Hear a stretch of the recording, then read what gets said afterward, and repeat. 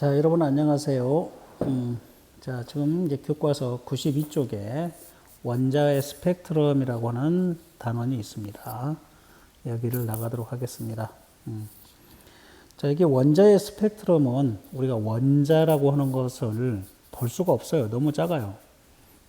그런데 원자 자체도 너무 작지만 원자가 너무 작으니까 안에서 어떤 일이 벌어지는지 모르거든요. 원자 핵의 사이즈가 10의 마이너스 10승 메타예요. 마이너스 10승 메타. 원자 핵의 사이즈가 10의 마이너스 15승 미터예요. 너무 작아서 우리가 그걸 있는지조차 인식할 수가 없거든요. 그런데 이 원자에 대한 것을 우리가 어떻게 알고 있냐 하면 원자에서 나오는 스펙트럼이 원자는 이렇게 생겼어 라고 하는 정보를 우리한테 주는 거예요. 그 정보가 바로 뭐냐면 스펙트럼이라고 하는 겁니다. 그리고 이 스펙트럼에 대한 연구를 하다가 보니까 이제 보어라고 하는 사람이 그동안에 다른 사람들이 이렇게 해놨던 모든 논문을 종합해서 새로운 원자 모형, 그러니까 러더포드가 답하지 못했던 러더포드의 모형에 원자 모형에 문제점이 있었죠. 원자 핵 주위를 전자가 돌아요. 그러면은 전자기파를 발생해서 점점점 그 궤도가 짧아져서 원자 핵으로 빨려 들어가고 그러면 또 원자 자체가 존재하지 않아야 되거든요. 그래서 이제 보어라고 하는 원자 모형, 보어라고 하는 사람이 원자 모형, 그때 당시에 이제 불안정했던 우리가 알 수 없었던 그런 과정을 이제 종합해서 이래서 원자는 안정돼 있어. 빨려 들어가지 않아. 계속 돌긴 하지만 자, 그래서 이제 회전하기는 하지만 이럴 때는 전자기파를 발생하지 않아. 그러면 어쩔 때 전자기파를 발생해서 스펙트럼이 나오느냐? 위에서 아래로 떨어질 때 에너지 준이라고 하는 새로운 개념을 도입을 해서 이렇게 이제 설명을 해 나갑니다. 그래서 우리는 이번 단원에서 스펙트럼뿐만이 아니라 보어의 원자 모형까지 이해하는 그래서 이제 뭐 94쪽에서 95쪽 사이에 보어의 원자 모형이 나옵니다. 자, 그래서 이제 주로 선 스펙트럼을 가지고 보호의 원자 모형을 여러분들이 이해하도록 그렇게 설명이 될 것입니다. 학습 목표로는 원자 내의 전자는 불연속적 에너지 준위를 가지고 있음을 스펙트럼을 통하여 관찰할 수 있다. 불연속적이라는 말, 불연속적인 에너지 준위. 이건 무슨 말이냐면 띄엄띄엄 한다라는 거예요. 여러분들 그 계단이라고 하는 것은 딱 만들어진 대로 우리가 짚잖아요. 거기만 짚을 수 있잖아요. 그런데 우리가 그걸 비탈길을 만들어 놔 보세요. 아무데나 우리가 발자국을 만들어 놓어도 되잖아요. 비탈길일 때는 똑같은 경사를 비탈길로 만들어 놓으면 아무데나 짚어도 되죠. 그걸 연속적이라고 그래요.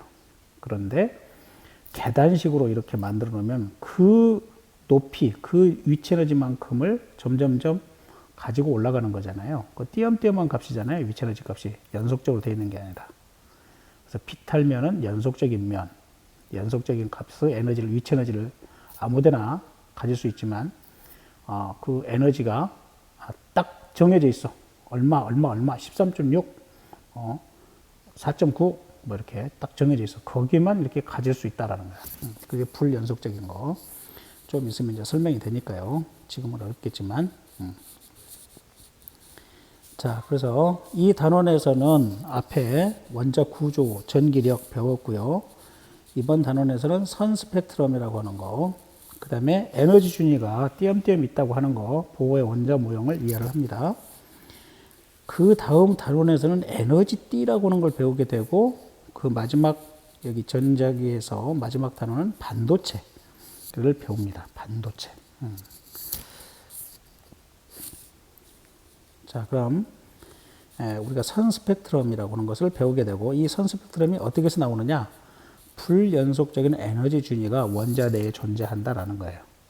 원자 내의 전자가 아무 데서나 돌고 있는 게 아니라 특정한 궤도에서만 돌고 있는데 띄엄띄엄한 값을 갖고 있더라라는 거예요. 특정한 값만을 가지고 있더라. 그걸 배우게 됩니다.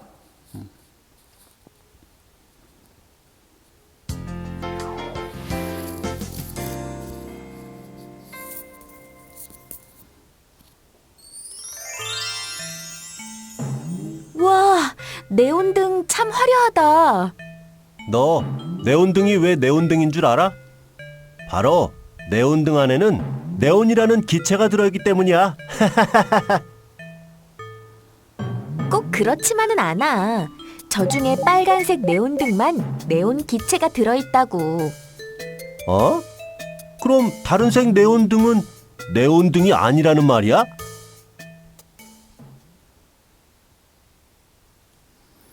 네, 그렇습니다. 다른 색 기체는 다른 기체가 들어있는 겁니다. 자, 그래서 이제 생각 나누기 교과서에서 보면 도시를 밝히는 네온등 간판은 색에 따라서 다른 종류의 기체가 들어있다. 네온등에서 기체마다 다른 색을 내는 까닭은, 그래서 거기 똑같은 것인데 기체, 이게 방정관이라고 그래요. 그걸 방정관, 형광등이죠. 형광등을 작게 만들어 놓은 거예요. 방정관이라고 그러는데 그 안에 어떤 기체를 넣느냐에 따라서 색깔이 달라집니다. 자, 그러면 이제 공부합시다. 분광기라고 하는 게 있는데, 분광기는 이제 그 빛의 분산, 빛이 여러 가지 색으로 나눠지거든요. 그리고 이제 흰색의 빛은 RGB가 다 들어가 있는 거예요. R이 레드, G가 그린, B가 블루. 그래서 빨, 초, 파. 이 세 가지의 빛이 빛의 삼원색이에요. 빛의 삼원색은 RGB. 그래서 여러분들 TV랄지 휴대폰이랄지 이 점 하나하나에 RGB라고 하는 다이오드가 들어가 있어요. RGB라고 하는 반도체가 들어가 있어요. 그 세 개가 모두가 다 켜져서 나오면 하얀색이 되는 거예요. 자, 그런데 그 RGB가 전부 다 꺼져 있어요. 그럼 빛이 안 나오죠? 그러면 검정색이 되는 거예요. 그래서 여러분들 글씨가 해당되는 그곳은 전부 RGB 값이 꺼져 있는 거고, 하얀 바탕은 RGB가 켜져 있어서 세 개가 다 나오는 거예요. 자, 그래서 이제 분광기로 그 빛을 보는 거예요. 그 빛을 보면은 파장에 따라서 쭉 나열돼요. 빨주노 쪼파남보, 우리가 보통 무지개 색깔로 나뉩니다. 그래서 태양을 관찰하면은 스펙트럼이 빨주노 조파나무가 끊김없이 쭉 나타나요. 이걸 연속 스펙트럼이라고 부릅니다. 연속 스펙트럼. 근데 형광등은 기체가, 다른 기체가 들어있거든, 조금. 그래서 그 형광등 안에는 어떻게 되냐? 불연속적으로 보이는 밝은 띠가 나타나요. 이걸 우리가 선 스펙트럼이라고 그래요. 선 스펙트럼. 자, 그래서 이제 어떤 규칙성이 숨어 있을까라고 하는 문제 인식이 있어요. 자, 손전등을 기체 방전관 위에 켜둔다. 방전관이라고 하는 것은 형광등을 말해요. 형광등을 아주 작게 만들어 놨어요. 그래서 방전시키는 거예요. 전류를 흘려 보내주면, 전류가 흐른다는 것은 전자가 가는 거거든요. 마이너스 극에서 플러스를 향해서, 플러스 극을 향해서 엄청나게 빠른 속도로 갑니다. 그런데 거기에 어떤 기체 분자가 있어요. 기체 분자가. 기체에 원자가 있어. 분자랑 원자가. 그러면 그걸 때려버려요. 전자가 가서 때립니다. 그러면은 거기 원자에 있던, 그 기체에 있던 원자에 있던 전자가 튕겨져 올라갔다가 다시 떨어지면서 빛을 내는 겁니다. 자, 그래서 이제 기체 방전관과 2m 이상 떨어진 곳에서 분광 필름을 통해서 그 스펙트럼을 관찰해 봅니다. 자, 그 다음, 자, 이렇게 분광 필름을 통해서 그랬더니 빛이 파장에 따라서 분류가 돼서 스펙트럼이 나타나게 되죠. 그래서 기체 방정관의 전원장치에 수소 등을 넣고 전원을 켠다. 그러면 수소에 있는 스펙트럼을 본다는 거겠죠. 그래서 이제 그것을 사진을 찍어서 인쇄한다. 자, 그래서 손전등의 연속 스펙트럼 보세요. 백열전구나 태양에서는 빨주노 조파남보가 끊김없이 연속적으로 나타나요. 위에 있는 게 연속 스펙트럼, 태양하고 백열전구. 형광등은 방전관이야. 그 안에 있는 기체가 무엇이냐에 따라서 선 스펙트럼이 달라져. 그래서 기체 방전관의 선 스펙트럼, 이렇게 빨간색도 있고 파란색도 나타나고 보라색도 하나가 희미하게 나타나네요. 밑에 거 보니까. 자, 그래서 기체 방전관의 종류를 바꾸어서 관찰해 보면 그 선 스펙트럼이 다 다르게 나타나더라라는 거예요. 그래서 관찰한 선 스펙트럼을 연속 스펙트럼의 같은 색 아래쪽에 선으로 표시를 해보자. 자, 그래가지고 여러분들 교과서에 보면은 거기 빈칸이 있는데 직접 관찰해서 거기에 넣으라는 거예요. 그래서 수소는 빨간색에 하나, 파란색에 하나, 보라색 쪽에 약간의 좀 넓은 간격으로 2개. 그래서 우리 눈에는 붉은색으로 보여요. 왜? 다른 보라색은 우리가 잘 인지를 못해요. 눈이 굉장히 밝지 않는 한. 그래서 빨간색으로만 보이고요. 헬륨은 빨간색이 2개가 나타나는데 주황색 쪽에 하나가 나타나서 밝은 주황색으로 보여요. 파란색과 보라색은 우리 눈이 잘 인지를 못해요. 그 다음에 네온은 붉은색 쪽에 많이 선 스펙트럼이 나타나요. 그래서 붉은색 또는 다홍색 이렇게 우리가 보통 부르고요. 아르곤은 저쪽에 보라색 쪽에 3개가 나란히 보이죠. 빨주노초 파남보 이렇게 순서대로 하는데 보라색 쪽에 3개가. 그래서 아르곤은 보라색 빛이 나온다. 수은등 있죠. 수은등은 청록색이 나온다. 청록색은 블루와 초록, 그린, 블루하고 그린이 서로 만나면 청록색을 띠거든요. 자, 그래서 초록색 계통하고 파란색 계통이 만나서 우리 눈에는 청록색 쪽으로 보인다. 그래서 여기 그림을 그려놓든지 사진을 찍어놓든지 합니다. 자, 그러면 이제 결론 도출로 가서 자, 선 스펙트럼과 연속 스펙트럼은 어떤 차이를 보이는지 써라. 그래서 원소 종류에 따라 나타나는 스펙트럼 모양을 설명해 봐라. 이렇게 되어 있네요. 자, 선 스펙트럼은 띄엄띄엄 떨어진 선의 형태를 나타내더라. 연속 스펙트럼은 색이 연속적으로 이어져서 나타나더라. 단 동일한 색은 선 스펙트럼과 연속 스펙트럼에서 위치가 같아요. 빨간색의 위치는 왼쪽으로 같고 보라색은 오른쪽에 제일 마지막에 위치하죠. 똑같아요. 연속이나 선이나. 근데 선은 띄엄띄엄 나타나죠. 그런 것을 우리는 띄엄띄엄이라는 우리나라 말도 있지만 불연속적이다. 이렇게 말하고요. 불연속적이라는 말을 영어로는 퀀텀이라고 그래요. 퀀텀. Q-U-A-N-T-U-M. 그래서 양자화되어 있다. 퀀타이즈. Q-U-A-N-T-I-G-E. 퀀타이즈 되었다. 양자화되어 있다. 양자화라고 하는 게 바로 뭐냐면 띄엄띄엄 구성되어 있다. 이런 뜻이에요. 양자화되어 있다. 점점 어렵네요. 좀 용어가 어려울 뿐이에요. 이해해놓고 보면 별거 아닌데. 하여튼 선 스펙트럼은 띄엄띄엄. 왜 그렇지? 왜 띄엄띄엄 나타나지? 연속적으로 안 나타나고 에너지 준위가 띄엄띄엄 있기 때문에 그런 뜻이에요. 지금. 자, 그래서 태양과 백열 등의 스펙트럼을 관찰한 후 기체 방정관의 스펙트럼과 비교하여 친구들에게 설명해봐라. 자, 보면은 기체 방정관의 스펙트럼은 선 스펙트럼의 형태로 나타나더라. 근데 태양의 스펙트럼이나 백열 등의 스펙트럼은 연속 스펙트럼으로 나타나더라. 왜 그런지는 배우면 된다. 이게 지금부터 배울 거다. 이게 왜 그러는지는. 자, 그래서 이제 탐구 실험을 보도록 하겠습니다.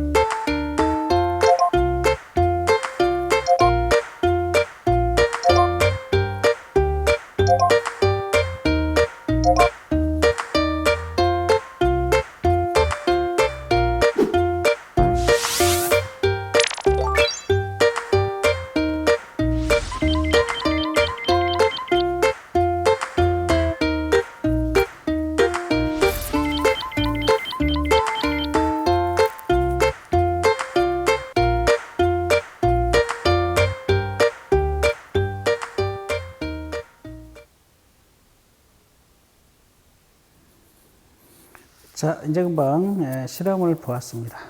이제부터는 스펙트럼이 연속 스펙트럼은 고온의 물체에서 나온다. 고온, 온도가 높은 그런 뜻이에요. 그럼 백열전구는요, 백열전구는 온도가 약 2500도에서 3000도 정도 돼요. 필라멘트의 온도가 아주 고온이죠. 높은 온도에서 나오는 빛이에요. 그렇기 때문에 스펙트럼이 연속 스펙트럼으로 나온다. 태양은 어떻게 되죠? 태양은 표면 온도만 6000도 정도 돼요. 내부로 가면 더 온도가 높을 텐데 내부 온도는 우리가 측정을 할 수가 없죠.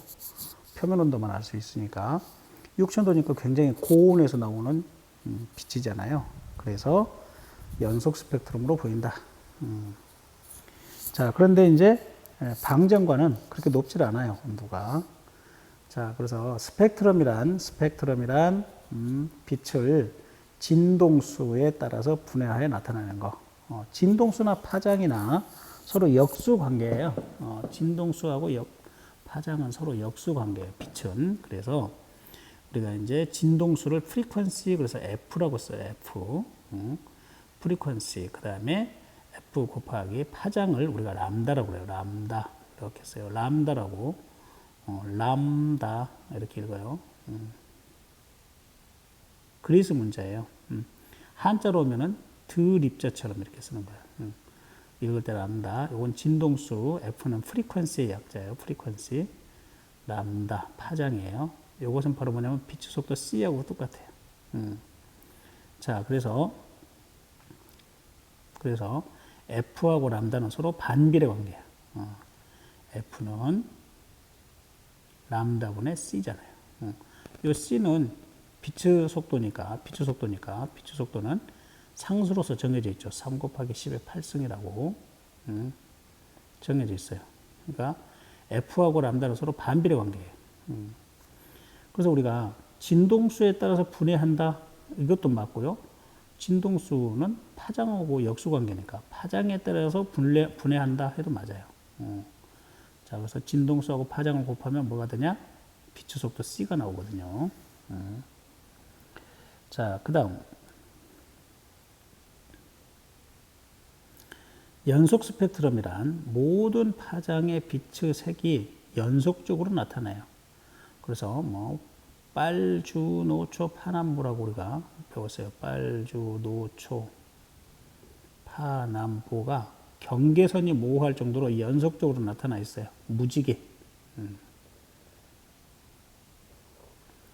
개 중에서 짖지 못한 개가 무지개라고 합니다. 무지개. 자, 그래서 무지개는 빨주노초 파남보로 나오는데 그 물방울에 의해서 빛이 산란을 이렇게 분산돼요. 분산돼서 빨주노초 파남보로 연속 스펙트럼으로 태양빛이 보이는 거예요. 그게 무지개예요. 자, 햇볕과 같이 고온의 물체에서 나오는 빛은 보통 연속 스펙트럼으로 나타난다라는 거예요. 자, 그럼 이제 흡수 스펙트럼이 있네. 선 스펙트럼이 아니고 흡수 스펙트럼이 뭐지? 자, 반대야, 이제. 아까 고온인 물체에서는 연속 스펙트럼이 나왔는데, 차가운 기체에서는 어떻게 될까? 원자가 차가워. 온도가 낮아. 온도가 낮으면은 어떻게 되느냐 하면은 그 연속 스펙트럼 중에서 아까 수소가 뭐 이렇게 스펙트럼이 나왔었죠. 만약에 수소가 온도가 낮아. 그런데 햇빛이 왔어. 연속 스펙트럼이 왔어. 근데 수소가 중간에 있어. 근데 수소의 원자가 온도가 낮아. 현재 온도처럼 우리들이 살고 있는 온도처럼 온도가 몇만도 안 나가고 그냥 온도가 낮아. 그러면 어떻게 되냐? 자기가 뜨거울 때 나왔던 그 빛이 있잖아. 그 선 스펙트럼을 흡수해버려. 그래서 어두운 선의 형태로 나타나는 스펙트럼이야. 그러니까 연속 스펙트럼 속에서 검정색 선이 중간중간에 나타나. 이것을 우리가 흡수 스펙트럼이라고 그런다. 좀 있으면 사진 나올 거야. 그런데 방출 스펙트럼이라고 하는 것은 뭐냐면 아까 우리가 방전관에서는 온도가 높잖아요. 그럴 때 뜨거운 원자에서는 직접 방출되는 고유한 파장의 빛이 밝은 선의 형태로 선으로 나타나. 이것을 우리가 방출 스펙트럼이라고 해요. 여러분들 보통 선 스펙트럼 했을 때 방출 스펙트럼을 말했던 거야. 근데 이제 오늘은 새로운 개념으로 흡수 스펙트럼도 있다. 온도가 낮은 원자는 자기가 뜨거울 때 뱉어냈던, 뜨거울 때는 뱉어내, 그 스펙트럼을. 불연속적인 스펙트럼, 아까, 뭐, 수소는 붉은색, 무엇은 보라색 있었잖아. 그것들이 반대로 이제, 온도가 낮을 때는 그걸 흡수해버려. 방출하지 않고 흡수해버려. 참, 대칭적으로 돼 있죠. 온도가 높을 때는 뱉어내고, 온도가 낮을 때는 흡수하더라. 라는 거예요. 자, 그래서 수소기체가 들어있는 방정관에서 나오는 빛을 분광기로 관찰하면 수소 원자가 갖는 고유한 파장의 빛이 나와요. 자, 방정관이니까 온도가 높아요. 그래서 이런 스펙트럼이 선으로 나타났던 거예요. 자, 그런데 여기에 빨주노초 파남보가 쭉 있는데 지금 여기 있는 여기가 검정색 선, 여기도 검정색 선, 여기도 검정색 선, 여기도 검정색 선으로 이렇게 나타났다. 그러면은 이걸 흡수 스펙트럼이라고 그런다고. 자, 근데 여기서는 지금 선 스펙트럼 중에서도 어떤 스펙트럼이 나오는 거야? 방출 스펙트럼을 우리가 보고 있는 거야.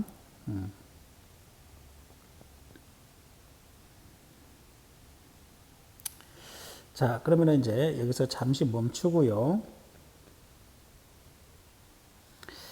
자, 그러면 이제 학습지를 약간 정리를 해야 될 것 같아요. 자, 스펙트럼을 지금 배우고 있거든요. 너무 많이 집어넣으면 용량이 딸리니까 그때그때 정리 좀 합시다. 선생님이 지금 설명을 계속했던 게 연속 스펙트럼. 자, 연속 스펙트럼은 햇빛이나 백열 등의 빛을 분광기로 관찰할 때 여러 개의 파장의 빛이 연속적으로 나타나는 스펙트럼이죠. 여러분들 그 삼각형으로 되어 있는 막대, 이걸 우리가 프리즘이라고 부르거든요. 이렇게 해서 유리 막대가 이렇게 있어요. 유리 막대가. 이렇게 되어 있는. 그래서 빛을 이렇게 쏘이면 여기에 이렇게 빨주노초 파남보가 이렇게 쭉 나타나거든요. 빨간색, 빨주노초, 파남보 이렇게 색깔이 이렇게 나타나요. 이렇게 빛이 나누어진다 그래서 분산이라고 해요. 흩어질 산자, 나누어질 분, 흩어질 산, 다 용어가 한자어로 되어 있어요. 분산. 자, 이걸 빛이 연속적으로 분산됐어요. 나누어졌어요. 이것을 우리가 연속 스펙트럼이라고 부른다. 그래서 분산이란 말을 영어로는 스펙트럼. 그래서 선 스펙트럼이라고 하는 것은 띄엄띄엄한 선으로 나타나는 스펙트럼을 선 스펙트럼이라고 하는데, 이제 기체의 경우 스펙트럼이 어떻게 나타나냐면 방출 스펙트럼이 있어요. 고온의 기체에서 방출될 때 그 고유의 원자 있죠. 그 원자에서 빛에 의한 스펙트럼, 그 고유의 빛에 의한 뭐냐면 원자에서 나오는 거죠. 원자에서. 그 원자에서 나오는 거예요. 방출 스펙트럼. 자, 그래서 방출 스펙트럼이 여기 나와 있네요. 뭐야? 왜 갑자기 사라져? 자, 방출 스펙트럼이 여기에 있는 거예요. 자, 빨주노초 파남보 이렇게 연속적으로 나타냈는데 여기에 요게 방출 스펙트럼 위에 있는 게 요게. 자, 이게 방출 스펙트럼이죠. 자, 그럼 반면에 흡수 스펙트럼은 빨주노초 파남보에 여기 방출했을 때, 고온일 때 방출했던 이 부분이 검정색으로 나타난다는 거야. 자, 이 부분이요. 자, 이 부분이 고온일 때는 뱉어냈어요. 근데 저온일 때는, 온도가 낮을 때는 흡수해버려요. 자, 고온일 때 뱉어냈던 것을 저온일 때는 흡수한다. 그래서 원자가 온도가 낮으면은, 자기 원래 고유한 스펙트럼을, 고유한 방출 스펙트럼을 흡수하더라. 이게. 그래서 이걸 우리가 흡수 스펙트럼이라고 그래. 자, 그래서 이제 방출 스펙트럼은 우리가 많이 봐왔어. 중학교 때부터. 고온의 기체에서 방출된 원자 고유의 빛, 이걸 스펙트럼이라고 해요. 방출 스펙트럼. 자, 흡수 스펙트럼은 백색광이 저온의 기체를 통과할 때 흡수되는 빛에 의한 스펙트럼. 그래서 지금 이제 이게 무슨 말인가 한번 선생님이 설명을 해줄게요. 우리가 목성을 가보지도 않았는데 목성은 뭐 무슨 기체로 되어 있다라고 과학 시간에 많이 배웠어요. 어떻게 배웠어요? 목성에 무슨 뭐 기체가 있다 뭐 이렇게 배우잖아요. 가보지도 않았는데 어떻게 해서 알았냐면은 태양 빛이 연속 스펙트럼이잖아요. 그게 목성에 부딪혀서 우리 눈에 들어오는 거예요. 반사해서. 자, 근데 목성은 온도가 낮네. 그 기체가 목성의 대기가 온도가 낮아. 그러니까 연속 스펙트럼 중에서 자, 이 연속 스펙트럼이 다 날아갔어. 빨주노초 파란보가 날아갔어. 목성에 맞고 반사돼서 우리 눈에 들어온 것은 그냥 빛으로 보이지만 그걸 분광기로 보면 아까 삼각 프리즘으로 보면 어떻게 되냐면은 중간중간에 이렇게 검정색으로 보여. 이렇게 검정색으로. 검정색으로 보인단 말이야. 그럼 어떻게 될까? 검정색으로 보면 연속 스펙트럼에서 이쪽이 이렇게 이쪽이 흡수되어 갖고 검정색 선으로 나타나네. 이렇게. 그러면 온도가 낮으면서 어떤 기체가 목성의 대기로 되어 있다. 이렇게 알 수 있는 거예요. 가보지도 않았는데 다 알고 있어요. 자, 그런 원리다 이게. 흡수 스펙트럼 이제 기억나요? 이해할 수 있겠어요? 자, 그래서 백색 광이 저온의 기체를 통과할 때 흡수되는 빛에 의한 스펙트럼. 방출 스펙트럼하고 흡수 스펙트럼하고는 어떤 차이가 있었어요? 동일한 기체에서는 두 스펙트럼이 발생하는 선의 위치나 개수나 선의 폭이 동일해요. 선의 폭이 동일해요. 발생하는 개수, 위치, 폭 이것도 동일하더라라는 거야. 지금 선생님이 여기까지 했고요. 이제 그래서 이 정보를 가지고 자, 그러니까 이제 뭐라고? 왜 선 스펙트럼이 나타나지? 왜 흡수 스펙트럼이 나타나지? 이거에 대해서 이제 과학자들도 지금으로부터 100년 전에 엄청나게 의문이 있었어요. 이거 어떻게 해서 나오는 거지? 그래서 이제 한 사람 한 사람들이 실험을 해서 이런 결과를 알아내면 그걸 종합해서 그 이론들을 종합해서 하나씩 하나씩 발표하는 사람들이 있어요. 그런 사람들을 이론 물리학자라고 그러는데 여기에서 이제 보어란 사람이 나와요. 보어란 사람이 이제 원자 모형. 자, 뭐냐면 아까 러더포드는 원자 핵을 발견해가지고 자기 스승님은 또 전자를 발견했다 그랬죠. 그래서 여기 원자 핵이 이렇게 있으면 전자가 이렇게 주변을 돈다 그랬어요. 주변을 돈다. 주변을 돌아. 이렇게 돈다 이게. 그러면 어떻게 되느냐? 전자기파가 나와야 돼. 이렇게. 전자기파라고 하는 게 뭐냐면 스펙트럼이야. 그러면은 괜히 스펙트럼이 나와야 돼. 스펙트럼이. 자, 여기에서 스펙트럼이 나와야 돼. 그러다 보면 이 에너지를 방출을 했으니까 어떻게 되냐? 에너지가 점점 줄어들어서 이렇게 핵 속으로 빨리 들어가게 된다 이게. 그러면 원자는 존재하지 않게 된다라는 거야. 이거 뭐지? 우리의 지식이 잘못됐나? 이렇게 이제 생각하죠. 이걸 설명을 못했어요, 러더포드가. 자, 그러면 이제 보어라는 사람은 이 러더포드가 설명하지 못했던 원자 핵은 발견했지만 전자가 돈다는데, 전자가 원자 핵과 떨어져 있다는데, 또 그나마 우리가 태양을 주위로 해서 수금조 목도처럼 돌듯이 각기 전자들이 이렇게 돈다는 거야. 멀리 떨어져서 돈다는 거야. 그걸 어떻게 설명할 것이냐라는 거야. 원자는 가만히 있으면 스펙트럼이 나오냐? 여러분들 불 끄고 있으면 막 책상이랑 집에 있는 모든 것들이 다 원자로 구성되어 있는데 그게 빛이 나오던가? 아니잖아요. 그러니까 뭐가 잘못됐지? 이걸 이제 종합을 해야 돼, 누군가가. 깊은 통찰력을 발휘해서. 그래서 이제 이것을 누가? 보어라는 사람이 정리를 합니다. 자기 제자들하고 같이 머리를 맞대고 이제. 보어라는 사람은 대단한 물리학자예요. 우리는 이제 아인슈타인만 굉장히 유명한 사람으로 알고 있는데요. 아인슈타인은 혼자서 이제 대단한 사람이고, 아인슈타인이 왜 대단하냐면 혼자서 상대성 이론이라고 하는 새로운 물리학 부분을 만들어내 버렸죠. 완성시켜 버렸어요. 누구도 거기에 오지도 못하고 한 사람이, 자기가 생각한 사람이. 자, 그러는데 보어라는 사람은 덴마크 사람인가 그러는데요. 코펜하겐 대학에 있었어요. 코펜하겐에 그때 당시에 이제 이 사람도 영국으로 유학을 갔다가 왔거든요.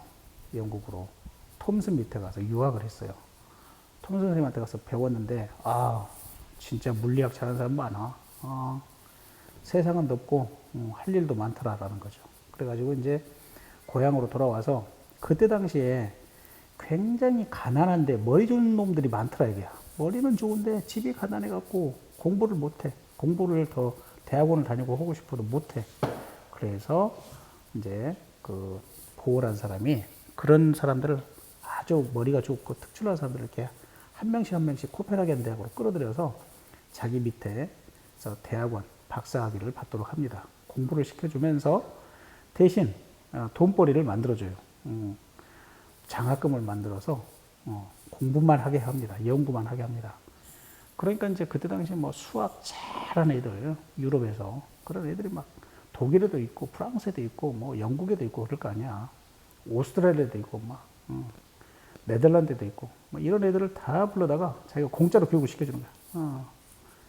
자, 그때 이제 그 사람들이 보호 밑에서 여러 가지 연구를 하면서 선생님한테 이렇게 질문하고 토론하고 하겠죠. 자, 그래가지고 이제 우리 그럼 원자 모형은 어떻게 생겼다는 거야? 우리가 정리해야 되지 않겠어? 해가지고 보호가 이제 종합합니다. 자, 이럴 때 그럼 평상시에 불을 꺼놓고 있으면 원자들이 빛을 발하지 않는데 방전관에다 넣어놓고 때리면 이렇게 나오지 않냐? 왜 그러냐? 양자 조건이라고 하는 걸 만듭니다. 가설입니다. 가설. 자, 왜 빛이 안 나오냐면 기본적으로 원자들이 이렇게 원자 핵이 이렇게 있으면 전자가 이렇게 있으면 여기를 제1 궤도라고 하자. N은 1 이렇게. 그 다음에 N은 2 이렇게 있어. N은 2 이렇게 있어. 그러면은 여기에서 전자가 돌 때는 지정된 곳에서 돌 때는 빛이 안 나온다 이게. 스펙트럼이 안 나온다 이게. N은 2. 자, 두 번째 궤도 여기에서 돌 때도 이렇게 돌 때도 안 나온다 이게. 자, 그러면은 어쩔 때 빛이 나오느냐? 이 진동수 조건이에요. 자, 그래서 이제 한번 봅시다. 원자 속의 전자는 불연속적인 에너지를 갖는 특정한 궤도에 있을 때는 안정하다라는 거야. 안정하다. 즉, 선생님이 이제 뭐 설명했던 N은 1이라고 하는 이 궤도에서 전자가 돈다면 안정돼 있다 이게. 빛이 스펙트럼이 나오지 않는다. 두 번째 궤도 여기에 있을 때 이렇게.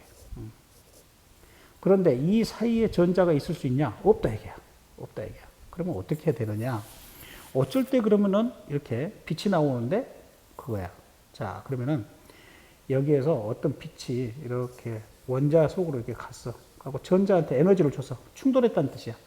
그러면 여기 1궤도에 있던 전자가 2궤도로 올라와 이렇게. 자, 흡수했다는 거야. 에너지를 흡수하면 높은 에너지로 높은 궤도로 올라와. 에너지 주니까 높은 곳으로 올라와.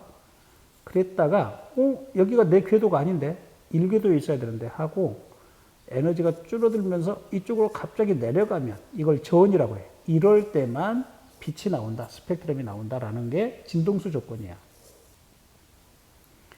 근데 그렇다고 원자한테 우리가 알아봤어? 안 알아봤어? 안 알아봤어. 그렇게 하자라는 거야. 이걸 가설이라고 한 거야. 그래서 이제 수학적으로 증명을 하면 돼. 그래서 이 사람이 수학적으로 증명을 했어요. 아주 복잡한 수학을 대동해서. 자, 너무 어려워서 지웁시다. 자, 그래서 양자 조건이란 어쩔 때 나온다? 불연속적인 에너지 준이 특정한 궤도에 있을 때는 안정하다. 그래서 여기 그림에 보면은 안정하다. 이쪽에 이렇게 선으로 그려져 있는 전자는 그 궤도 운동을 할 때는 스펙트럼이 안 나온다. 그런데 어쩔 때 나오느냐? 높은 에너지에서 낮은 에너지로 떨어질 때, 높은 에너지 준위에서 낮은 에너지 준위로 이렇게 전자가 떨어질 때, 이렇게 떨어질 때, 이때만 스펙트럼이 나온다, 빛이 나온다. 그래서 이걸 다 그 다른 사람들이 그때 당시 발견했던 스펙트럼, 수소는 왜 빨간색이고 뭐 보라색은 없고 이렇게 하는 것을 다 계산해냈어요. 그래서 에너지 준위를 다 만들어놨어요. 그렇게 해서 설명을 했어요, 이 사람이. 자, 그게 이제 보호의 원자 모형이에요. 그래서 우리가 지금 이제 보호의 원자 모형을 배워야 됩니다.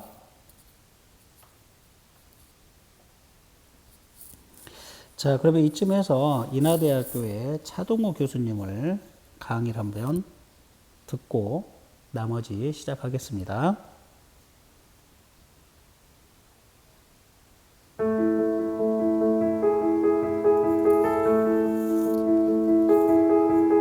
톰슨이 전자를 발견하고 원자 속에 전자 들어있으니까 톰슨의 원자 모형 발표했습니다. 그 다음에 러더포드가 원자 핵 발견하고 그러면 원자 속이 어떻게 되어 있을까? 러더포드의 원자 모형을 발표했는데, 근데 그 둘 다 사실은 그렇게 옳지 않다는 걸 알았죠. 그래서 러더포드가 원자 모형 어떤 겁니까? 원자 핵주기가 전자가 돈다라고 하는 거였는데, 당시 알고 있던 전자기하에 의할 것 같으면 우리도 지금 잘 알고 있지만 가속운동하는, 원운동하는 그런 전하는 빛을 내보내야 되니까 안정되지 못했죠. 그러면 이제 원자 내부에 대해서 알려면 어떻게 해야지 될까? 원자 내부에서 나오는 뭔가 정보가 더 있어야지 되겠어요. 정보가 없으면 안 되겠죠. 우리가 사실은 17세기에 우리 뉴턴의 운동법칙이 나올 때 어떻게 했습니까? 행성들을 관찰해 가지고 행성들에 대한 자료가 풍부하니까 거기서부터 케플러 법칙이 나왔죠. 네, 원자 속에 전자들이 어떻게 있는지 알려면 정보가 있어야 되겠습니다. 원자 속에 있는 정보가 있어야 되겠어요. 네, 17세기에는 브라헤가 행성들을 관찰했지만 원자 속을 관찰하는 것은 아주 힘들게 생각이 됐는데 정말 놀라운 일이죠. 원자 속의 정보가 이미 나와 있었습니다. 바로 그것이 바로 뭐냐면 이 옹스트렘에 의해서 제공이 되는데, 사실은 그 전에 이제 사람들이 알려져 있었어요. 그게 바로 뭐냐면 빛에서 오는 태양에서 오는 빛을 보면 거기에 선 스펙트럼이 쫙 있다라고 하는 것입니다. 그 선 스펙트럼이 쫙 있는 그 선 스펙트럼의 파장들을 이제 정리한 사람이 스웨덴의 옹스트렘인데, 옹스트렘은 분광학 분야를 개척했다. 분광학 분야는 빛을 프리즘에 이렇게 보내가지고 이렇게 진동수를 알아내는 것이죠. 그래서 이 사람이 태양의 대기가 수소라고 하는 것을 실험으로 알아낸 사람이고, 그 다음에 1868년이 어떤 해입니까? 네, 전자기파가 나오고 나서 전자기파를 이론적으로 예언하고 3년 후네요. 네, 1000개에 달하는 태양 선 스펙트럼을 수료한 자료를 발표했어요.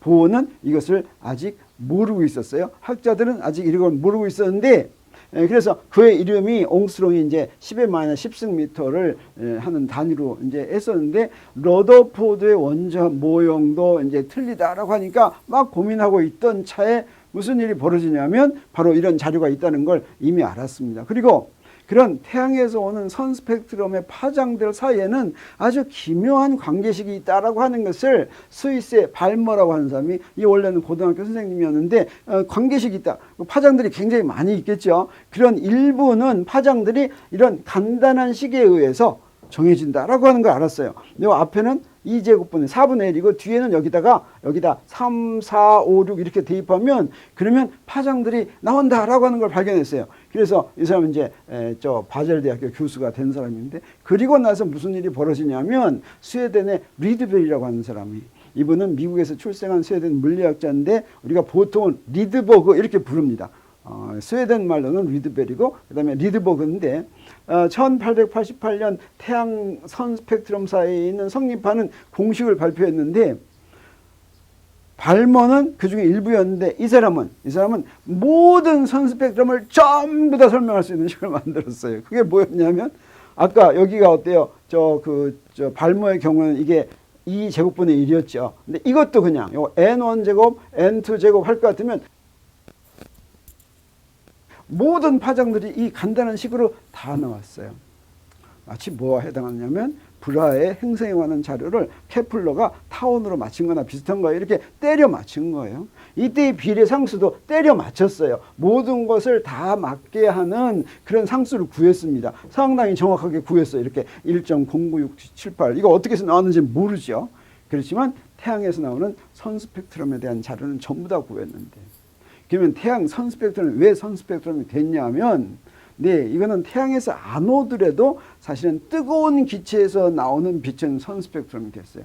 이상하게 원자 속에서 나오는 빛은 선 스펙트럼을 이뤘어요. 그래서 원자에서 나오는 또는 태양에서 나오는 빛, 선 스펙트럼의 파장들은 무엇의 정보를 갖고 있어요? 원자 속의 정보를 갖고 있다라고 하는 것을 알게 됐습니다. 그래서 이거를 설명할 수 있으면, 이걸 설명할 수 있는 원자 모델이면, 그리고 원자 모형이면, 그러면 진짜겠구나 하는 것을 우리가 알 수 있는 것입니다. 자, 그것을 이제 누가 했냐면 보어가 했는데, 아까 그 리드버그 공식을 한 번 더 설명할 것 같으면 여기 N1이 2일 때, 이때가 눈에 보이는 것들이었어요. 사실 알고 보니까. 그 다음에 N1이 1일 때는 자외선 영역, N1이 3일 때는 적외선 영역, 이 적외선 상당히 그게 크니까 이런 영역들이 많이 있는 거예요. 그래서 여기에 선 스펙트럼이 쫙 있는 것을 N1이 1인 것을 리만 계열이라고 부르고, 리만 계열은 여기에 해당하는 거겠어요. 그 다음에 발모 계열, 그 다음에 이런 거는 파시엔 계열, 브라켓 계열, 푼드 계열 이렇게 부르는데, 이런 것들을 다 설명할 수 있는 것이 바로 리드버그 공식이 됐어요. 자, 이것을 보호가 설명할 수 있는 모형을 제안합니다. 어떻게 제안하냐면, 보호는 덴마크의 학자인데 사실은 양자역학을 만드는데 굉장히 크게 기여한 이런 사람입니다. 보호인데 1913년에 수소의 원자 모형 발표합니다. 이것 가지고 리드버그 공식이 왜 나왔는지 밝혀낼 수가 있었어요. 근데 보호의 수소 원자 모형에서는 어떻게 만들었냐면 설명 안 되는 가정을 했어요. 왜 그런지 모르지만 요것만 옳다고 한다면 리드버그 공식을 다 설명할 수 있다라고 하는 가정 3가지를 했습니다.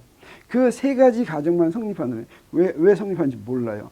그렇다면 고전물리 법칙에 의해서 리드버그 공식도 유도할 수 있고, 또 리드버그 상수값도 리드버그가 구한 거하고 똑같이 구할 수 있다라고 하는 것을 알았어요.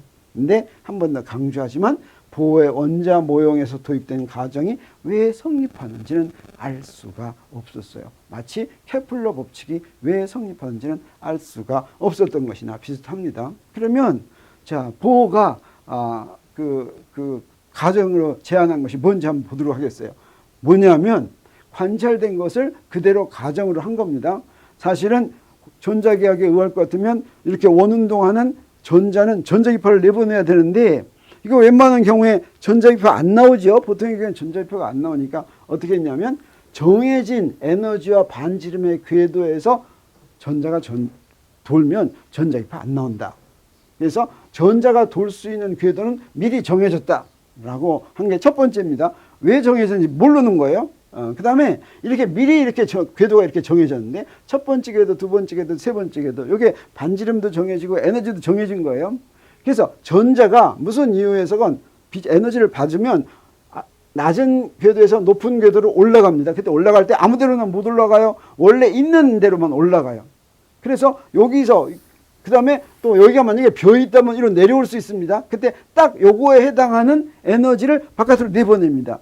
그때 내보낼 때는 전자기파가 나오는데, 요 에너지가 델타 E라면 HF 이렇게 되는, 이렇게 결정되는, 이게 바로 플랑크 양자화 조건이죠. 플랑크 양자화 조건에 의해서 정해지는 전자기파를 방출하거나 흡수한다. 그래서 이런 전자기파를 흡수하면 요 에너지에 딱 맞는 그 궤도가 있으면, 없으면 흡수하지 못해요. 있으면 올라가고, 그다음에 올라갔으면 밑에 딱 맞는 데가 비어 있으면 내려오면서 E는 HF에 해당하는 그런 전자기파를 내보낸다, 이런 것입니다. 그러면 허용된 궤도는 어떻게 구하느냐?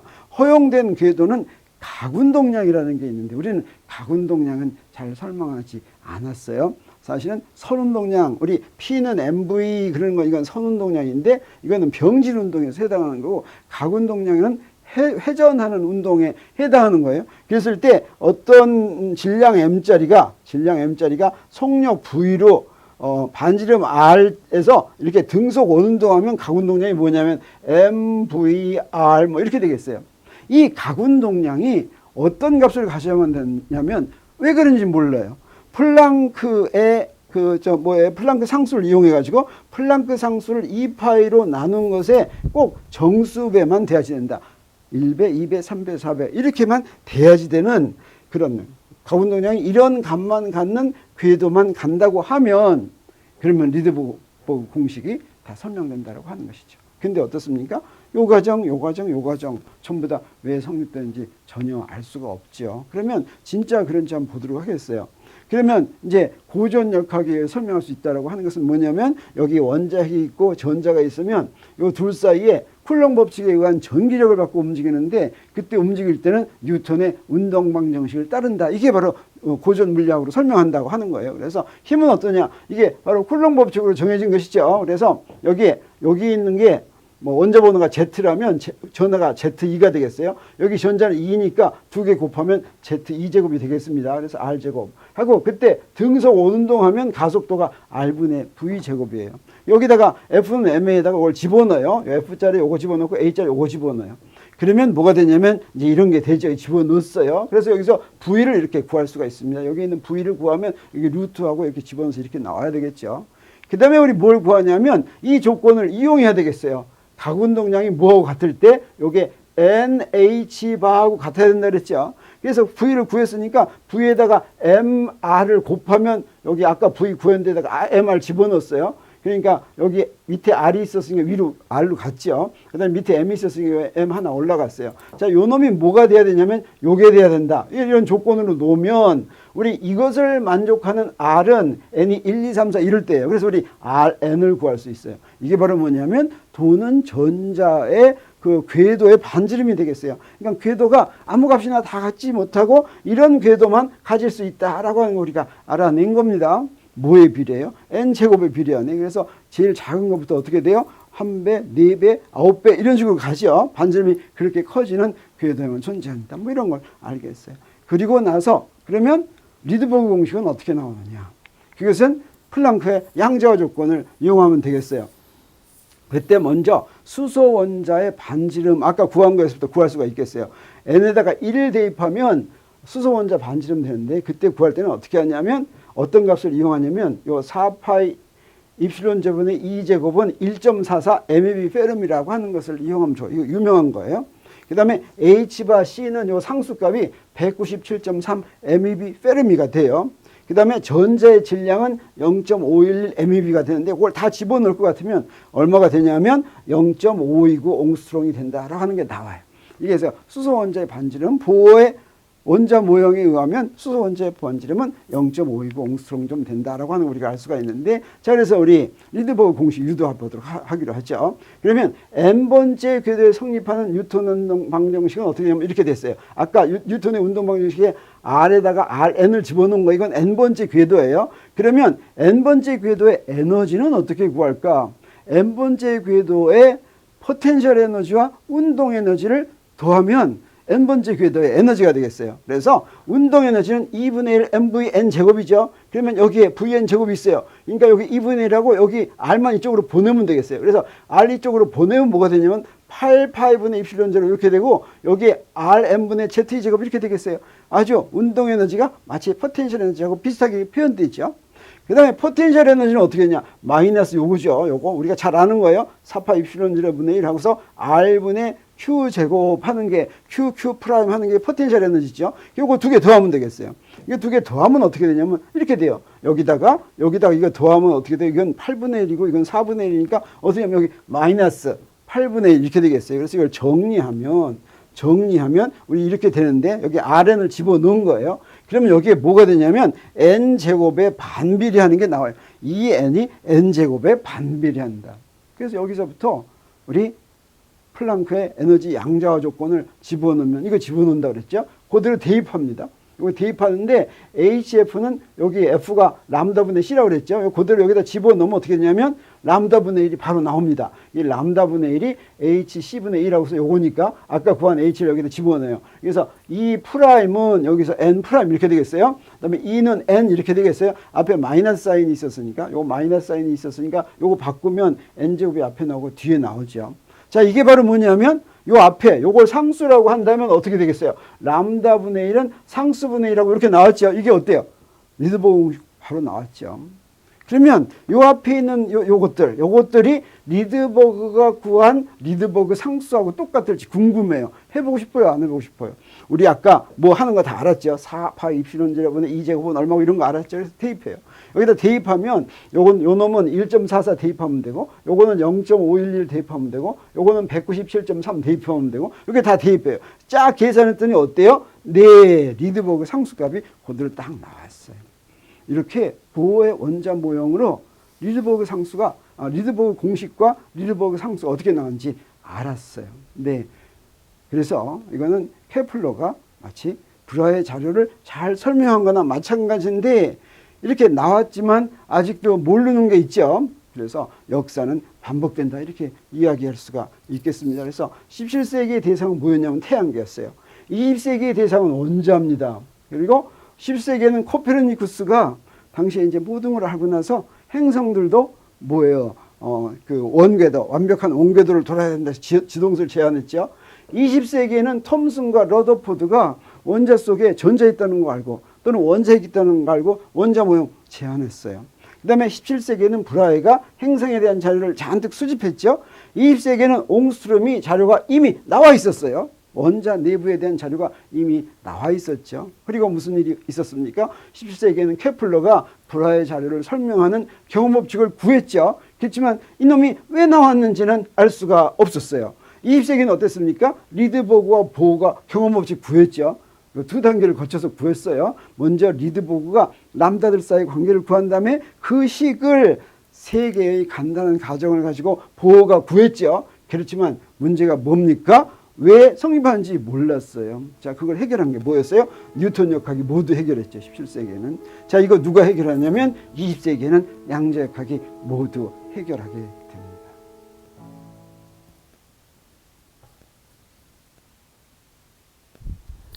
그래서 이제 방금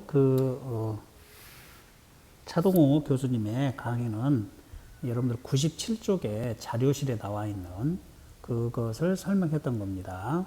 자, 이것과 관련이 있어요. 보호 원자 모형이. 그러면 이제 광자부터는 선생님이 다시 다음 파일에서 설명을 하도록 하겠습니다. 자, 수고하셨습니다.